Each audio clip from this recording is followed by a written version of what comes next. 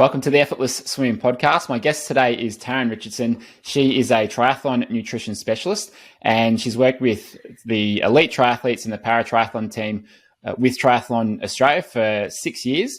And I've got Taryn on the podcast today to talk about triathlon nutrition, but also swimming nutrition and what we can do to make better choices, get fitter, keep leaner, and basically just be healthier overall. So Taryn, welcome to the podcast. Thank you so much. Well, you're a fellow podcast host, so you've got a good mic, you've got good headphones, you know what you're doing when you come onto a podcast. So I expect you to basically just run it from here. So no worries. Let's go. No pressure. No pressure. So Taryn, you reached out a couple of weeks ago, and I feel like I've seen you around just through the swimming world and triathlon world, and you've worked closely with a past guest, Dan Atkins, as well, with a lot of his athletes there.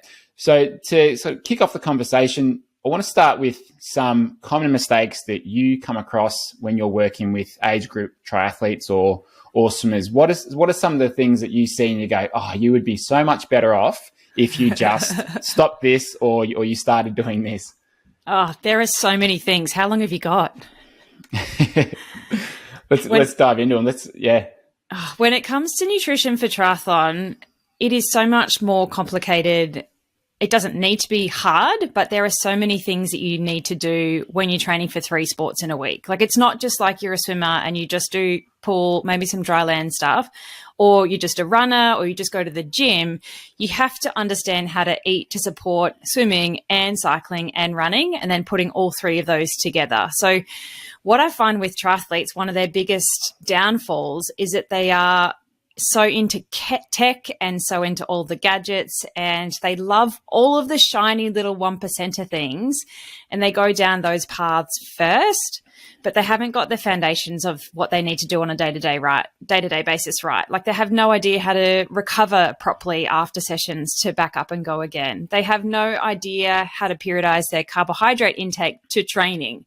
They have no idea how to fuel sessions properly either, but yet they're taking like the weirdest supplement and they've got their spreadsheet with all of their stats, and they're doing this one thing that they might implement on a race day, but then on a day-to-day basis, they just suck. So yeah, there's so many things that I see them making. And what I try and do, my whole passion is to try and get athletes to understand how to fuel themselves properly on a day-to-day basis, because that's where you're going to get the best bang for your buck out of training, is what you consistently do daily. It's not this one thing that you might do occasionally. It's getting those foundations right. So as part of the Triathlon Nutrition Academy, I step triathletes through exactly what they need to do on a day-to-day basis to be fueling and recovering properly to get the most out of their body.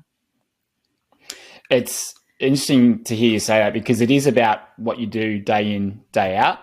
And it's the same with, like, think about with like kids, relationships, what you eat, what you do for training. It's not the one session that's going to make you a champion and get you huge results. It's what you do day in, day out. You know, when your significant other gets home from work, how do you say hi to them? You know, what's that relationship like? It's all those day-to-day things that really make up your life. It's not the one thing. And we were talking before the podcast, I made burgers last night without the bun, healthy burgers. And I was looking at the pickles. I emptied the pickle jar, got the last one out, and I was looking at the pickle juice going, oh, I know, like, I've heard this is good for you. Maybe I'll just drink it. And I went, no, that's okay.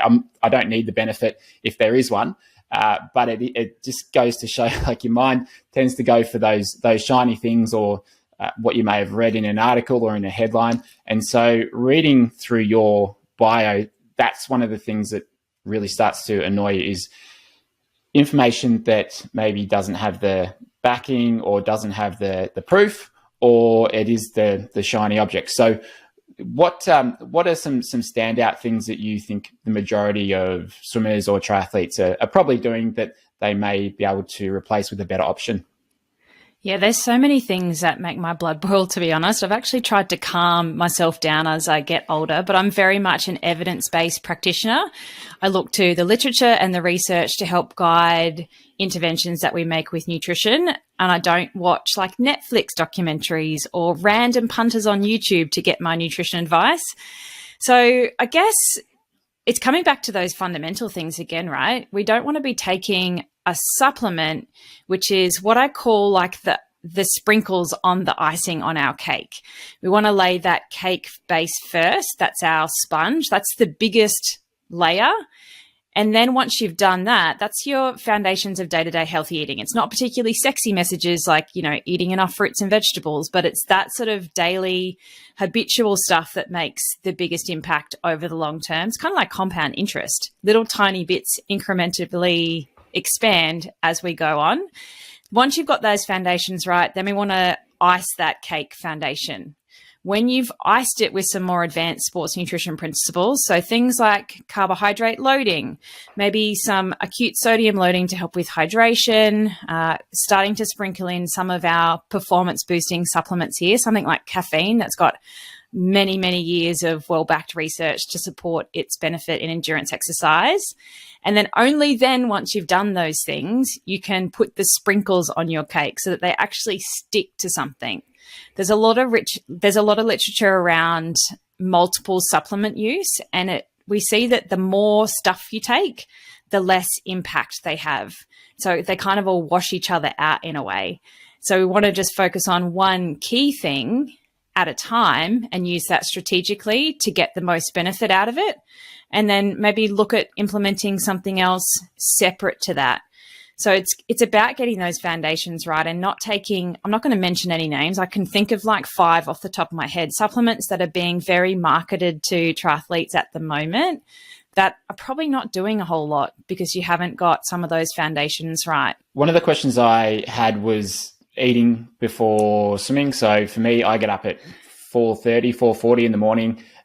We'll be in the pool at 5:30, and I normally won't eat. I'll have like a fair bit of water. I'll often have like not sponsored, but like athletic greens. I'm a big fan of that. I'll have that in the morning beforehand.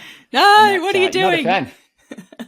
How much is that stuff? It's like $80 a month. Yeah, so for me, I found it's like that's replaced my coffee beforehand, and I feel better throughout the day.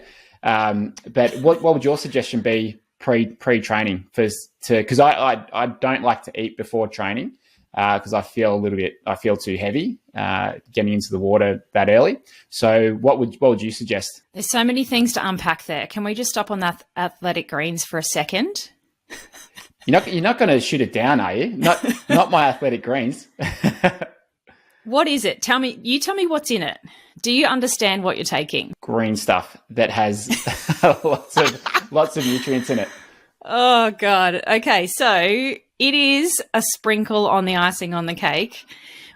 It's not a very sexy message, but you will get more benefit from eating fresh fruits and vegetables than taking a greens powder. And it's way more cost effective as well.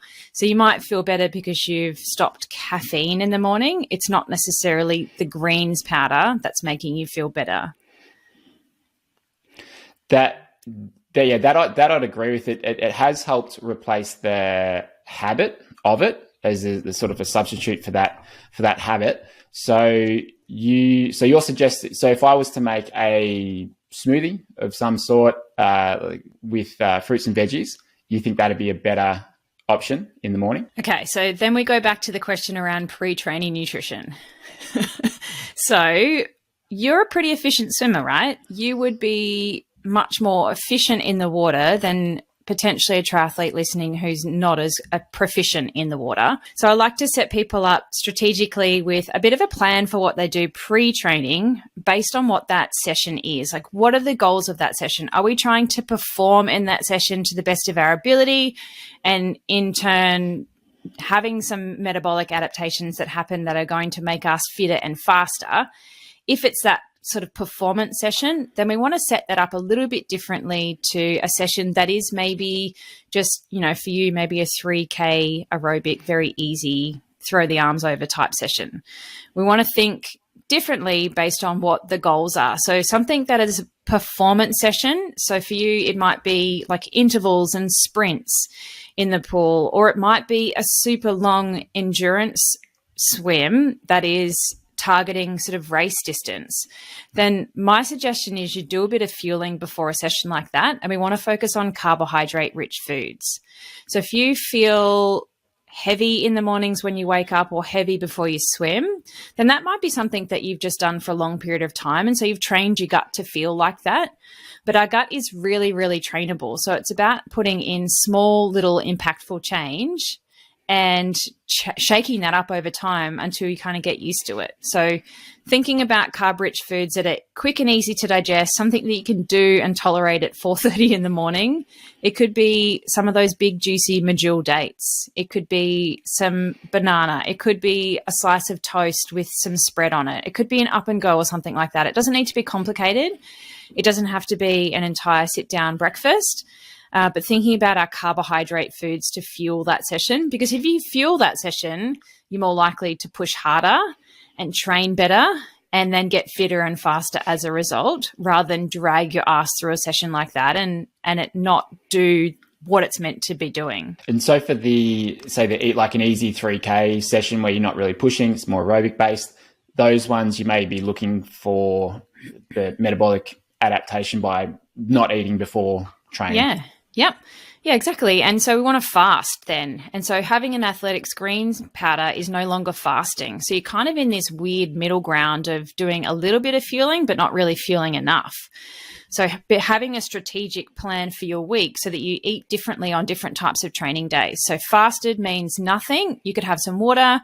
If you're a caffeine user, you could have some black tea or coffee, but no milk, no sugar, no sweetener, nothing like that that's going to flip that switch of carbohydrate oxidation by having carbohydrate in our mouth. So fully fasted to do those easy aerobic, not trying to, no intensity in that type of session will help those fat oxidation pathways or fat burning pathways become more effective and efficient. And then fueling on those really hard performance sessions so that you can push harder and train harder when we're trying to actually do that type of session for a reason. And the sessions where we're going over an hour, let's say it's an hour and a quarter, hour and a half, and they're some of the harder sessions, should most people be fueling within that session, or if they have something just prior, it can get them through it? Yeah, it depends. So it depends what you've done before, and then depending on what you're doing after as well. I think I always come back to triathlon where that swim is not their only session for the day typically. So what is going on before that and after that? For swimming, you can typically survive on whatever you've had pre. If we're talking about elite level athletes though, so working with Dan Atkins guys and the development squads for Triathlon Australia, they always had some sort of fuel on deck if it's a performance session, because their needs are so much higher than somebody that is just an age group triathlete. So they might have a bit of sports drink in their bottle. Some of the girls sometimes had some coconut water, which has got the same amount of carbohydrate in it as sports drink, and it's got those electrolytes as well. You don't necessarily need anything solid on the side of the pool unless you get really, really hungry. But just thinking about what you're doing before and then whether you need something during or not would depend on your overall training load and what types of sessions you've got coming into that and coming out of that as well. And why does swimming make people hungry? I know my wife has been swimming. She hadn't swum like a lap since she was probably 16 years of age, and then she injured her hip a few months ago and has had to start swimming. And so Yep. she's come back from the pool. She's like, oh my God, I'm so hungry. Ravenous. Like I just don't get this when I, not as much when I run, when I do Pilates. It's just like, it's a different sort of thing. And I certainly find the same. So what's the go there? Yeah, it's an interesting one. It's because you're swimming in a temperature controlled body of water. So a pool's typically 27 degrees Celsius. That's different to our body temperature. So we're trying to kind of regulate what's going on with our core body temperature. And so typically when it's a really hot pool or it's a really high lactic acid developing session, those types of things blunt your appetite. And so you may not be as hungry after a hot pool or a really high lactate session. But compared to like running or cycling, doing that sort of distance or volume of training in a cooler pool, you just feel so much more hungry because we cool ourselves so much more effectively into that pool water. Whereas if we did that same session on land, we're not as good at cooling ourselves down. So it's hard to kind of equate appetite to training intensity when we've got a pool involved, because it's going to make us so much more hungry. It increases all our appetite compared to if we did that session on the land. Does that mean we're using more carbohydrates, we're burning more fuel than usual, and we need to account for that? Not necessarily. We use smaller muscle group swimming typically. So you might glycogen deplete some of those smaller muscles like a deltoid in your arm, but it doesn't necessarily mean that we are burning more calories overall. Particularly if you're an efficient swimmer, you can pull through the water and glide for a bit. Some people are like, what is that, Taryn? I have no idea how to do that. But yeah, we don't tend to burn as much compared to doing that same sort of work on land. And you mentioned carbohydrate periodization or dietary periodization before. What are you referring to when you talk about that? So it just means we're not eating the same things every day is the summary of that. Particularly for triathlon, we have different types of training days. We have lighter training days, or those elusive rest days where we don't do a lot, or, a light day might mean just an active recovery session, but it's an easy training day. Your carbohydrate needs on that type of day are so different to if you went and did a 3, 4, 6 hour endurance ride. You're burning so much more carbohydrate on a long session day. So you need to eat differently to support that. That is one of the key mistakes I see triathletes make, is that they just eat the same thing all the time. Like particularly if you've got a job that is maybe a Monday to Friday, you kind of just plug into your usual rhythm Monday to Friday and eat the same breakfast, maybe the same lunch. Dinner might have a bit of variety, but it's generally like whatever your normal rhythm is. And then we hit the weekends where if you have a job, a full-time job, that's typically where your long endurance sessions fall. Your energy burn, carbohydrate burn on those days is going to be so much greater. And I see people fall into two camps here. They either just eat everything they can see. They might go out to dinner more or grab takeaway. They've got plenty of access to their cupboard, to their pantry. So there's lots more snacking that occurs compared to when you're stuck at work and in a rhythm. Or the other people go the other direction where they just don't eat much at all because they've lost their rhythm and routine with eating. So they might skip a meal, or you're skipping a meal because you're out on the bike all morning. And then you just kind of plug back into the usual rhythm. So periodization in a nutshell is just not eating the same thing each day and eating to support the work that you've done. Yes, it sounds like you're really focused on making sure that it's there's no obviously one size fits all, and that's never the case. Even with swim technique and drills and all that sort of stuff, it's very individual. And so with the coaching that you're doing, how much does it differentiate between the different athletes that you're working with? Is there like the fundamentals that you've got? You talked about the cake, and then is it just adjusting those fundamentals for the different people that you're working with? Like how individualized are these nutrition plans that you provide for people? They're fully customizable and individualized, because you're right, there is no one size fits all with nutrition. We definitely have our evidence-based guidelines, but every athlete is different. I've got athletes inside the academy program. One guy, Lewis, has never been able to put weight on his entire life. Like the last 10 years, he's really struggled. And then in the last 12 months, I've been able to get 2 kilos on him. Versus, another athlete who I'm not going to name who wants to lose 10 to 15 kilos. And so my advice to both of them is always going to be different. So the academy is set up that I give you the information and we go through the training, and then all of the athletes inside get me live every week on Power Hour, where we fully customize and individualize everything. So we've just finished our 70.3 and full distance Ironman race nutrition plans, and every athlete inside has their own custom race plan because everyone's really different. We've got somebody like Jason who is going through brain cancer treatment and has just had radiation, and he doesn't have balance on the bike. So his plan is designed for him to never take his hands off the handlebars. Even in an Ironman distance event, we should be able to get through that. Versus, somebody else wants to eat on the bike and has the ability to maybe grab a bottle behind their saddle or, down between their legs on the tube. So every plan is different. I don't believe in generic, and it's my job as an advanced sports dietitian to help you kind of fast track that research into something that's practical and easy to implement. And in terms of being individualized, there's a lot of athletes would be probably leaning more towards leaning up, but still having the energy to perform well on race day and to train well.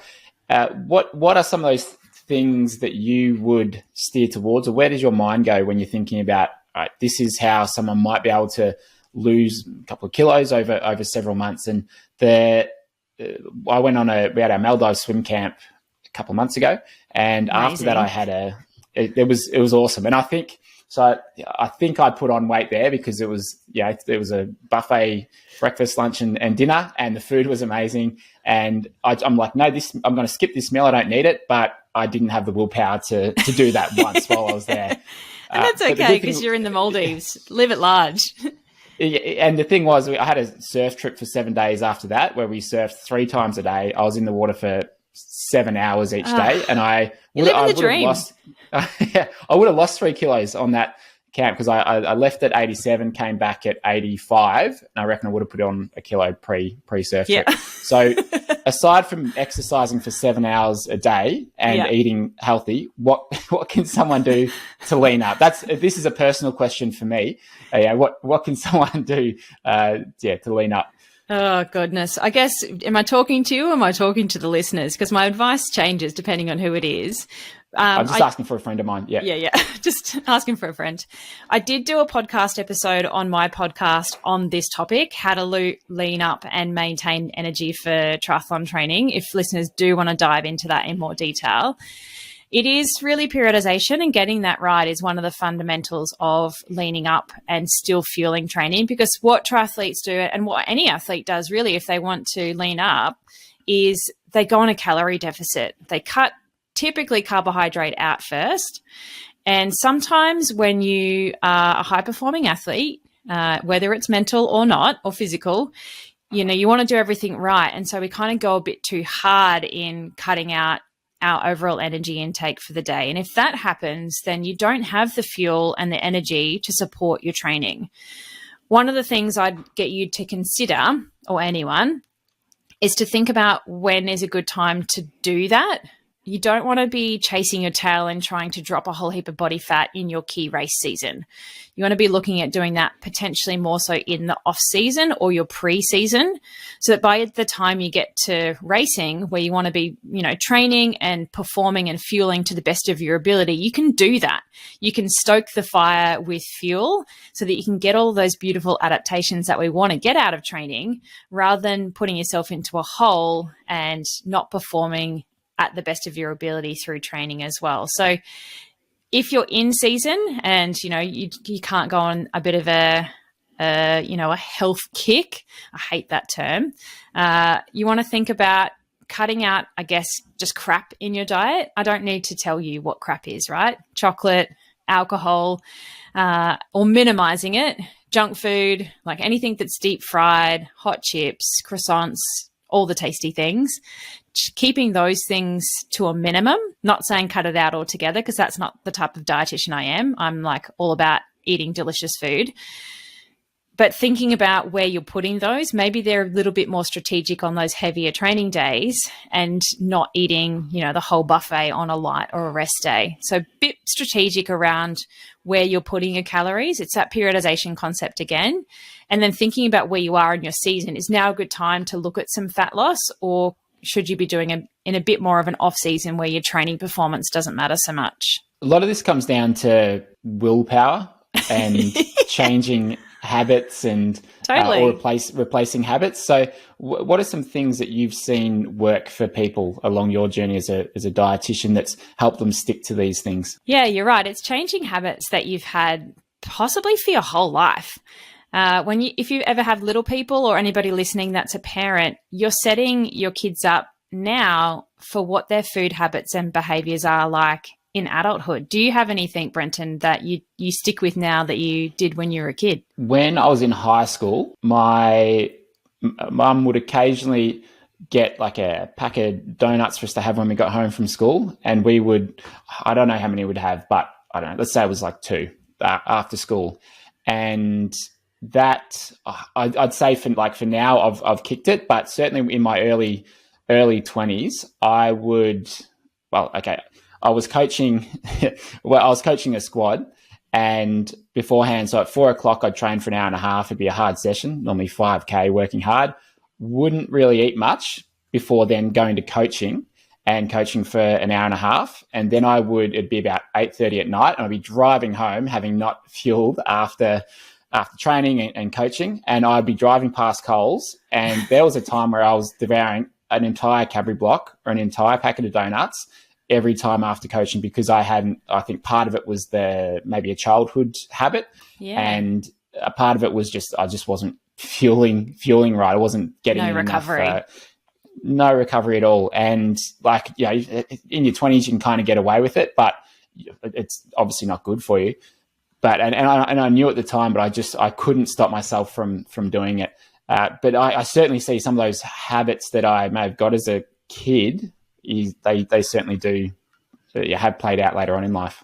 Yeah, I think the first step is kind of being aware of it. You don't really understand that you have these habits and behaviors until somebody maybe points it out, or you're trying to fix something or go down a different trajectory, and you're starting to think about all those things that you have. I guess, being aware would be the first step, and then understanding what you actually want to achieve or what you want to do about it. A lot of us have food reward as a behavior that's been set up from childhood. You know, if you were ever upset or you played a game of netball or soccer and then you went and got ice cream after, all of those things, those little linking behaviors, are things that you really need to be careful of not setting up in your kids now, because that's stuff that happened, in our day. Sound like an old person, but eat everything that's on your plate type stuff, or you can't have dessert until you've eaten your broccoli. All of those things have been set up from childhood. So I spend a lot of my job untraining habits that people have created. And again, it's, I guess, coming back to those foundations, getting your fueling and recovery right is key. And then thinking about what else it is that is a habit or behavior that you have, and then taking small little incremental actions to change it. So as an example, I don't want to keep coming back to this athletic greens. I feel like they're getting too much airtime for a product. It's too personal to me anyway, so I don't. I don't love it. But you change your coffee by putting something else in that you think is better for you. So it's doing things like that, doing a swap. For somebody that might eat sweet after a meal, again, that's something that's probably habitual and you've been doing since childhood. You have dinner and then dessert. Have something else there instead that's still sweet to help you kind of step away from having, a row or two of chocolate every night at dinner time. So maybe it's something like a herbal tea, something like licorice is quite sweet, like licorice tea, if you feel like you have sweet cravings. Maybe it's having a piece of fruit. Maybe it's having some yogurt, so that you're having something sweet, still giving those brain receptors kind of what they want, and then slowly stepping away. There's lots of research around how long it takes to change a habit. I've heard 30 days, I've heard 38 days, I've heard 45. I guess the summary of that is it takes time, and it's putting in place what you want to do differently, and being consistent on a day-to-day basis. If you're used to having sweet after dinner, try subbing it out. Or if you're a cold turkey type person, go cold turkey. And it's probably going to take a week or two for that craving of sweet to subside.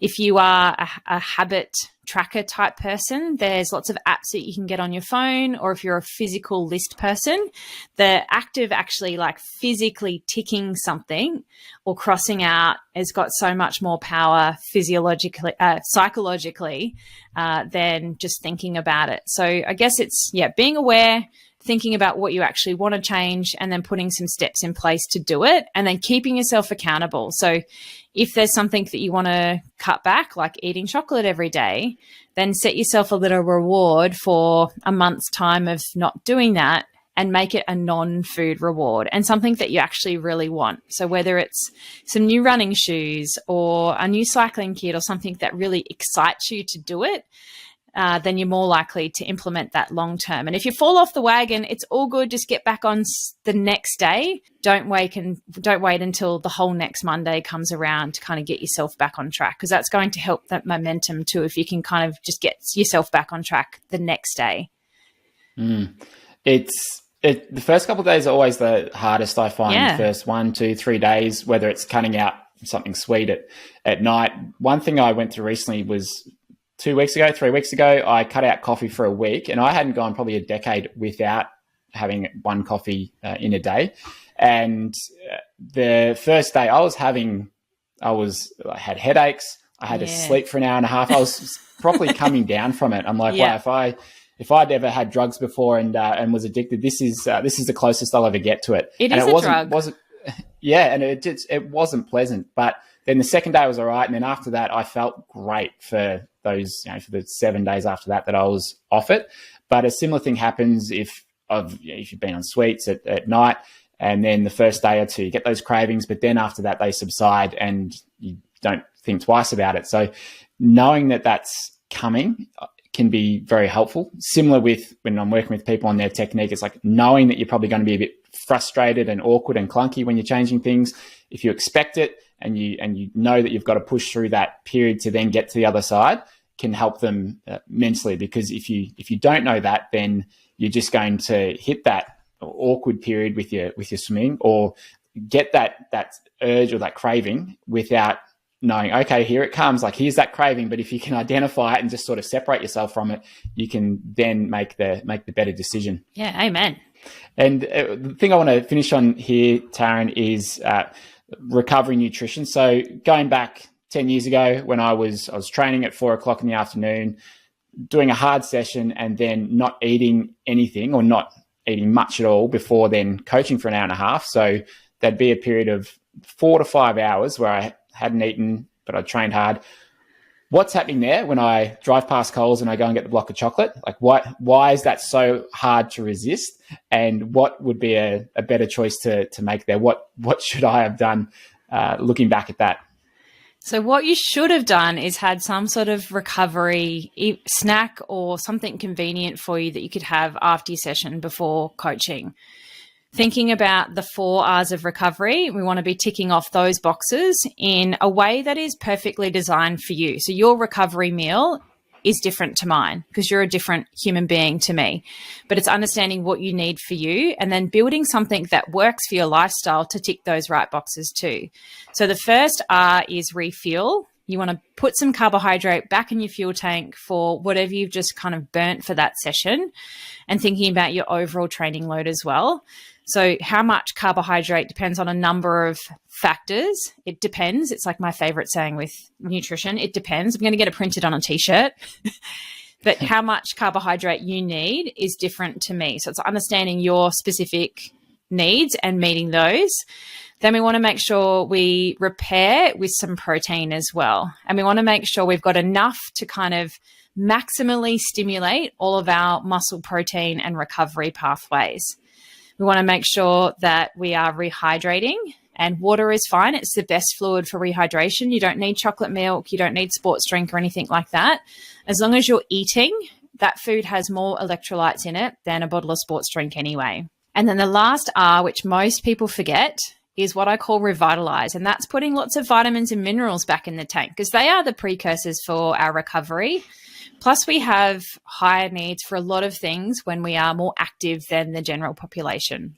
So they're the 4 R's that you need to tick, making sure you've got a perfectly formulated meal for you. It's going to look different to your training buddy. And then we talk about this window of opportunity. We want to try and get that in within sort of 30 to 45 minutes after your training session, if you are backing up and going again in less than 24 hours. So for triathletes, that's pretty much every single session. For swimmers, depending on what level of swimmer you are, that's probably every single session as well. But you are going through Coles and looking for those really high carbohydrate, fast digesting, simple sugars because that's what your body's needing. It's what it's craving. And your resolve is weak there because all of your hunger hormones are probably at their highest because you've just put yourself into a massive hole. Now, there are some adaptations that happen by not recovering, but that is very much an elite principle and not something that I would dabble with unless you're someone like Ash Gentle and Matt Hauser, those sort of elite level athletes. It's not an age group or everyday athlete type strategy. One of the things you mentioned there was if you are trying or backing up again in 24 hours, that you should have that recovery window 30 to 40 minutes. Why not? If, let's say, you're not training the next day, you won't be back again for 2 days. Why is it less important? Because you've got time. You've got time to fill up your glycogen fuel tank again. So glycogen is our storage form of carbohydrate in our muscles. And it takes sort of 24 to 48 hours for that to fill back up again when it's emptied. Now, you may not have done a glycogen depleting session where you've emptied your fuel tank, just like a car. Like if you don't have any fuel, you can't go anywhere. So it takes a bit of time to fill that up. If you've got the time, you probably don't have to be as aggressive with your recovery practices. But if you have a short space of time, like less than 24 hours, then you really want to get a jump on it because you don't have much time to do all of that process. Is there any advantage to delaying it? Yeah, there are some adaptations that occur by not carbohydrate refeeding. But again, it's an elite strategy. It is more likely to put an age group athlete into low energy availability doing that. So please don't do that. Don't listen to this and go, I'm going to try that. I'm doing good. I encourage all age group triathletes, unless you are winning Kona, you need to be much more aggressive with your recovery after every single session. We had Gustav Eden on the podcast, who won the recent Ironman World Champs, and they're obviously very structured and scientific about their nutrition and all of that. They're very calculated with it. And it seems like there's more of a shift going in that direction rather than trying to get as lean as possible. There's a big shift more in that direction when people see the results that the Norwegians are having. And I'm sure you're probably looking at that going, this is a good thing. Are you talking about the body composition? Yes, that's what I'm talking about in terms of like those. If you look at Gustav Eden, Christian Blumenfeld, they look like Blumenfeld, for example. He's a bigger guy. Like they appear to be less concerned about being lean to be able to go faster. They're more focused on making sure that they've got the right fueling and they've got the right strategy for them to be able to sustain their speed and their energy throughout a race. Yeah, they're the best in the world, so don't question what they're doing. They are amazing athletes. I'm very disappointed in the limelight that Blumenfeld's body composition gets. Like, he looks mean, he looks fast, he looks strong. Triathlon back in sort of Sydney Olympics 2000s, that sort of time frame, back then athletes were just striving to be the lightest and leanest that they possibly could. And since then, the sport has very much evolved. Now we're looking at much stronger athletes who have more muscle mass on, and we're seeing less stress fractures and less incidents of low energy availability and faster times as a result. So I think that's a really good message for triathletes and any endurance athlete to hear, is that lighter is not necessarily better. You want to have good strength to, power to weight ratio and strength through particularly the bike. But when we see things like draft legal racing, you have to have a really strong swim too. Otherwise, you're left at the back on the bike as well. So leaner is not always necessarily better. One of my guys, Jason, inside the academy, he is probably in the worst physical shape he has ever been in. I hope he doesn't mind me saying that. But he came to me very carb phobic from like F45 challenge type mentality where they cut all carbohydrate out. And he's understood over the last 12 months how to eat properly for triathlon and fuel better.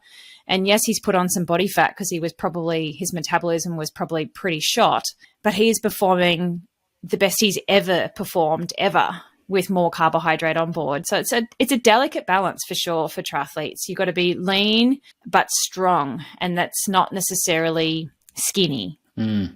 Well, I appreciate you coming on the podcast to share all of these things. So, Taryn, where should someone get in touch with you if they're interested in the academy or contacting you? What's the best way to do that? Best place to do that is probably the website, dietitianapproved.com, but you've got to spell dietitian with 2 T's, not a C. And the page there is the Academy page. I also have the Triathlon Nutrition Academy podcast if people want to hear all things triathlon nutrition.